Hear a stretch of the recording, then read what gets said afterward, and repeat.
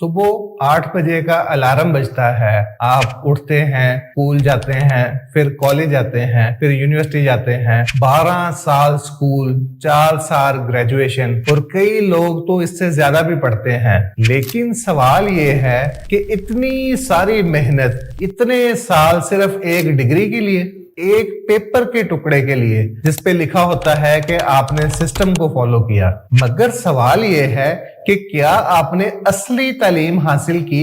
ये तालीमी निजाम क्या हमें समझदार बना रहे हैं कि या सिर्फ एक ट्रेंड रोबोट? आज का सिस्टम बचपन छीन रहा है, क्रिएटिविटी को दबा रहा है और अक्ल को मांस के नीचे कुचल रहा है। अब सबसे बड़ा सवाल यह है कि क्या इस सिस्टम का कोई बेहतर हल भी निकल सकता है? स्कूल से लेके ग्रेजुएशन तक हम सिर्फ एक रेस में होते हैं, नंबर्स की, ग्रेड्स की, सीजीपीए की। हर स्टूडेंट एक ही तरीके से पढ़ाया जा रहा है, चाहे उसका पैशन कुछ भी हो, चाहे आपको मैथ्स का शौक है या म्यूजिक का, लेकिन आपको जो सिलेबस पढ़ाया जाएगा वो सेम होगा। हर सब्जेक्ट में पास होना जरूरी है, बशर्ते कि इसके चाहे आपको जिंदगी में उसकी जरूरत हो या ना हो। ये सिस्टम हमें रूट लर्नर्स बना रहा है, क्रिटिकल थिंकर्स नहीं। तालीम सिर्फ किताबी रह गई है, जिंदगी से काफी दूर। दोस्तों, क्या आपको पता है कि फिनलैंड ने अपना पूरा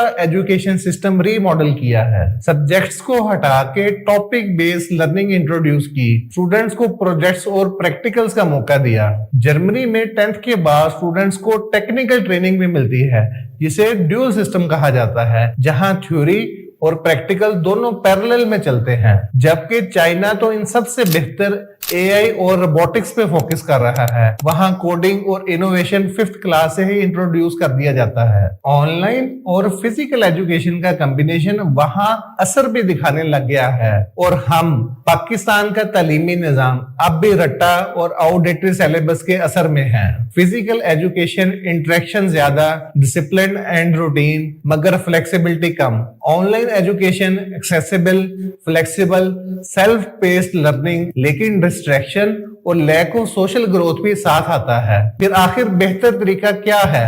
जी, इसका सोल्यूशन है हाइब्रिड मॉडल, जहां कॉन्सेप्ट्स ऑनलाइन और प्रैक्टिसेस फिजिकल हो। दोस्तों, आजकल के दौर में डिग्री से ज्यादा स्किल्स मैटर करता है। नौजवानों के लिए ये फील्ड्स बेहतर हो सकती हैं, जैसे data science, artificial intelligence, digital marketing, renewable energy, cyber security, animation end game design और एंटरप्रेन्योरशिप। दोस्तों, सिर्फ एमबीए या बीए या कोई इंजीनियरिंग डिग्री या एमबीबीएस डिग्री सिर्फ ये हासिल करना अब काफी नहीं रहा। रियल वर्ल्ड प्रॉब्लम्स के लिए रियल वर्ल्ड तालीम जरूरी है। आज का बच्चा स्कूल, ट्यूशन सेंटर्स और कोचिंग सेंटर्स के चक्कर में उलझा रहता है। ना खेल का वक्त, ना सोचने का, ना पैशन एक्सप्लोर करने का। पेरेंट्स का प्रेशर, टीचर्स का स्ट्रेस और सिस्टम का बर्डन बचपन अब ग्रेड्स के नीचे दबा दिया गया है। अब हर दूसरा बच्चा या तो डॉक्टर बनना चाहता है या इंजीनियर, लेकिन आखिर ऐसा क्यों?